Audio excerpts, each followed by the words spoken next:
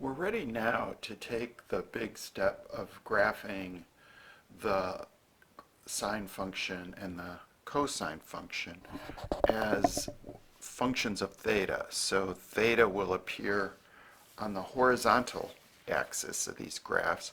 And the graphs we obtain are the famous wave forms that we'll use all the way through to the end of the course.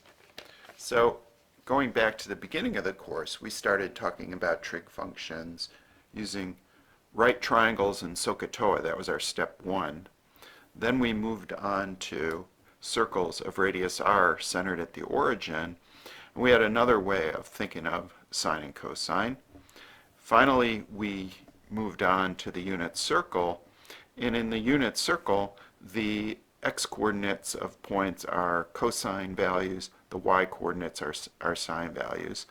And now we're going to move on to what I call step 4, where we think of sine and cosine in a more advanced way, and we're going to develop these wave-shaped graphs. So let's go ahead and do that. We're going to work from this handout that's posted in Canvas, and I'm going to be kind of unbearable maybe for the next few minutes because we're going to look at this in extreme detail, and then we're going to sum up the most important points of what you have to know. And I also copied this graph grid because I wanted a sheet of graph paper to work from so we can try to plot points fairly carefully. And so we're just going to do the graph of the sine function first, which is up at the top of this sheet. And when we plot points, we're going to use theta as our input value. So theta is now going to extend along the horizontal axis. And the values of sine theta are going to be the vertical axis, or what we think of as y-coordinates. Now on this graph grid, I've chosen a scale for each square. And when you look at the way I've set this up on the handout, as you move vertically, each square is 0.2 units. But as you move across horizontally, I've used radian measure. Now, you don't have to use radian measure. You could use degrees, but we want to get used to radian, so we're using radian measure. And each square each square is actually pi over 12 radians.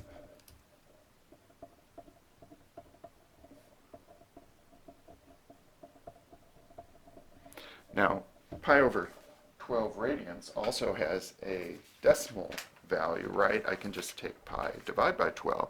That's about 0.26.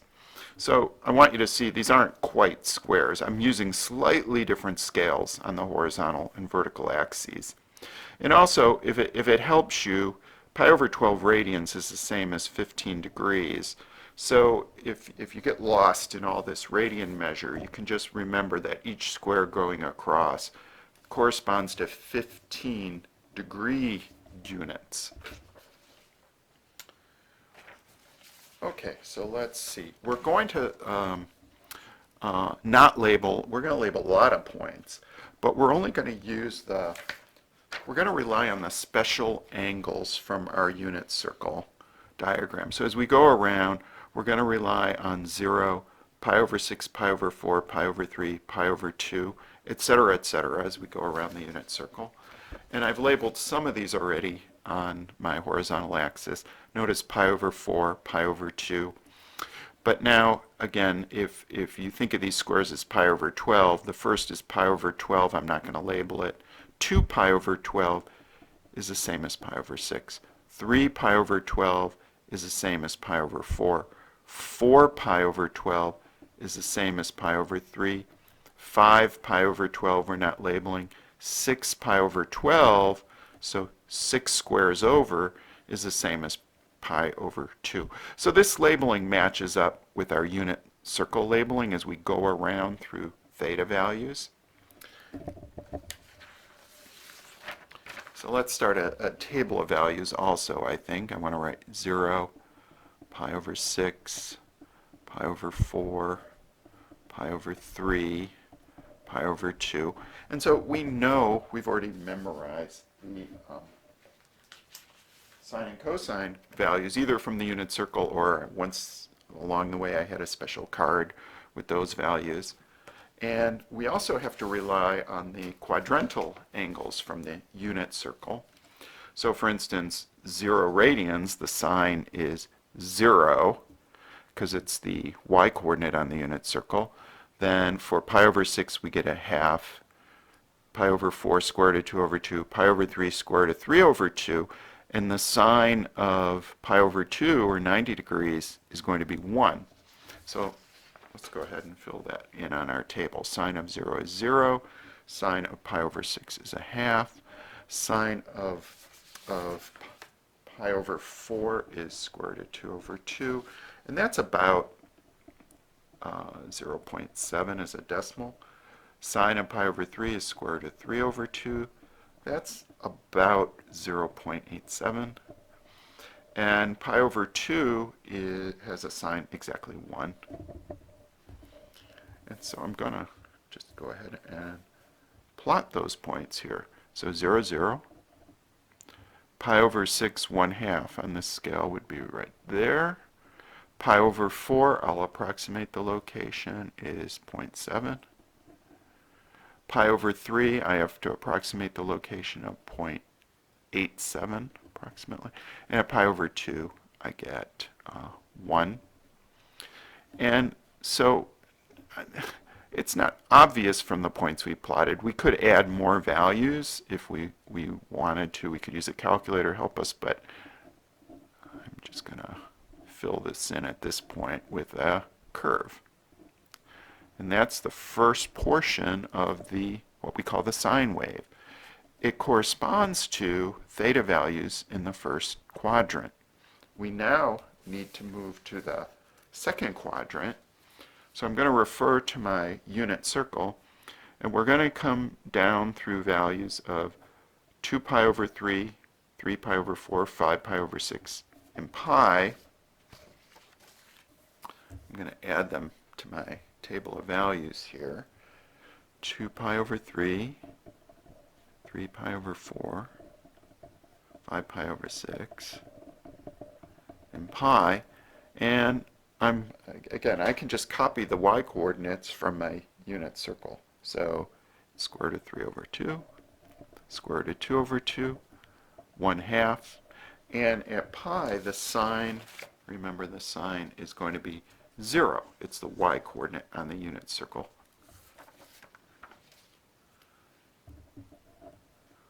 And now let's go ahead and plot these points. So as we move through theta values in the second quadrant, we're just moving horizontally across this axis. So I have pi over 2 labeled. I have to label my 2 pi over 3. Then comes 3 pi over 4. Then 5 pi over 6. And then pi. So this stretch of the horizontal axis corresponds to quadrant 2 angles. And we got pi over 2 at 2 pi over 3. On my table, I see square root of 3 over 2, which is about that 0.87 again. And at 3 pi over 4, square root of 2 over 2, about 0.7. 5 pi over 6, 1/2. And at pi, we're to 0. So that's sort of very symmetric, almost looks like an overturned parabola shape. It's not a parabola shape, it's a different kind of U shape. And I think I want to label some of these points also here. So just so we have this image in our minds. So we plotted a point whose coordinates were pi over 6/2. We plotted a point whose coordinates were pi over 4 square root of 2 over 2. And then we plotted this point was pi over 3 square root of 3 over 2. And then we plotted the point pi over 2, 1. Those are the only ones I'm going to label. Of course, we could label them all, but I just want a few there because we're approximating with decimals, but we also want to be aware that these have exact values with square roots. So we went through quadrant 1 and 2 angles. Now we're going to continue around the unit circle. So now I'm going to look at 7 pi over 6, 5 pi over 4, 4 pi over 3. Add that to my table of values. 7 pi over 6, 5 pi over 4, 4 pi over 3, and then 3 pi over 2, 3/4 of the way around the unit circle. And I can just copy the y coordinates of these points. They're the values of the sine. Notice I get negative values now. At 7 pi over 6, I get negative a half. 5 pi over 4, negative square root of 2 over 2. 4 pi over 3, negative square root of 3 over 2. And at 3 pi over 2, the sine is negative 1. And so this corresponds to quadrant 3 angles. As I go back to my graph of the sine function, I have pi labeled. I next have to label 7 pi over 6, 5 pi over 4, and 4 pi over 3. And then notice 3 pi over 2 is already there. So let's go ahead and plot these points. At 7 pi over 6, I want to be at negative a half. There. 5 pi over 4, negative square root of 2 over 2, so it's like negative 0.7. And at 4 pi over 3, negative square root of 3 over 2, that's like negative 0.866. And at 3 pi over 2, we're at negative 1. So, of course, we've dipped below the horizontal axis because our output values, our y values, are negative here. And so we get a portion of this curve that looks like so. Okay. Now, quadrant 4. I'm not going to keep writing everything down on the table of values. I'm going to start relying more just on the unit circle information. So as we go through quadrant 4, again, theta is rotating around here to 5 pi over 3, 7 pi over 4, 11 pi over 6 to 2 pi. On this picture, I can label 5 pi over 3. I have a mark for 7 pi over 4. 11 pi over 6. And finally 2 pi, which is like full circle, full 360 degrees. And then copying the y coordinates from my unit circle diagram. Now the y coordinates are still negative. So I have negative square root of 3 over 2, which is negative 0.86. 7 pi over 4, I have negative square root of 2 over 2, negative 0.7. 11 pi over 6, negative 0.5, and at 2 pi, I'm back to 0. So for the fourth quadrant portion, I get that piece of the curve. And so notice we have a sine wave drawn. And we actually call this one period of the sine wave because we started at 0, 0, we went up, down, back, and we've gone full circle. So we've gone once around the unit circle to generate this portion of the sine wave. And it's important to realize now that this continues on and on. Even though we don't label those angles on the unit circle, we can go beyond 2 pi. 2 pi plus pi over 6 is going to be 13 pi over 6. That's like 360 plus 30 degrees, 390 degrees. 360 plus 45 is 2 pi plus pi over 4. That's 8 pi over 4 plus pi over 4, 9 pi over 4. And 2 pi plus pi over 3 is going to be 7 pi over 6, 7 pi over 3, sorry. That's like, just add the fractions, 2 pi plus pi over 3. And then when we go an additional 90 degrees here beyond 360, that's like 2 pi plus pi over 2. There's our 5 pi over 2 that I've labeled. So I use these y coordinates again, 1/2,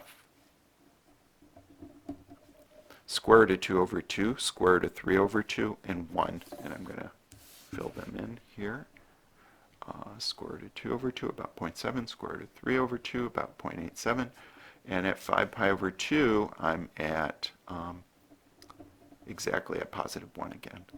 So, of course, this shape starts repeating itself, right? Because we're going around the unit circle again. And I put a little arrow on the end because this sine wave graph extends forever and ever to the right, repeats itself over and over again, the wave pattern.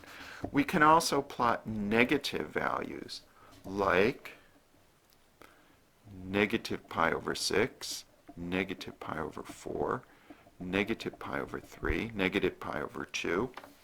Now, I don't have those labeled on my unit circle, but I know we're just moving in a negative direction using standard position.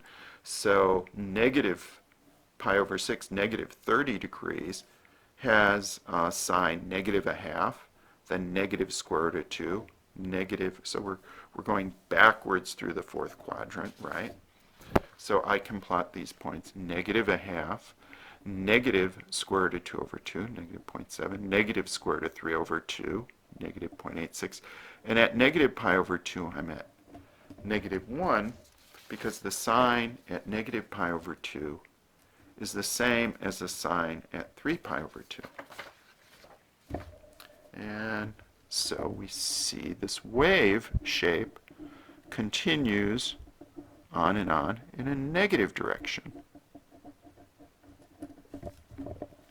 And so there we have it. We have the sine function.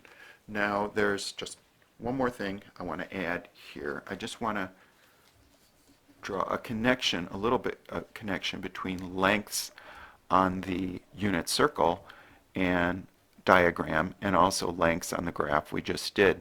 You know, the y-coordinate at pi over 6 is a half. That can be thought of as this length in this unit circle picture. That corresponds to this length from the point on the graph down to the horizontal axis on our sine wave. At pi over 4, this length, I'm trying to draw that vertical, is the same as this length on the graph of the sine wave. And at pi over 3, we have a length that corresponds to this height. So you can actually think of these y-coordinates as lengths. At pi over 2, we get this length, which is 1. That corresponds to the height of one of the graph. At 0, we have 0. So you can imagine those blue lengths increasing as we move through theta values from 0 to pi over 2. And then they start decreasing as we move through the second quadrant. And we see that on our sine wave graph.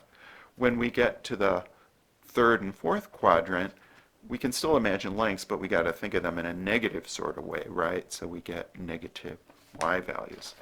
So that's it. We got our graph assigned. We're going to work on cosine next.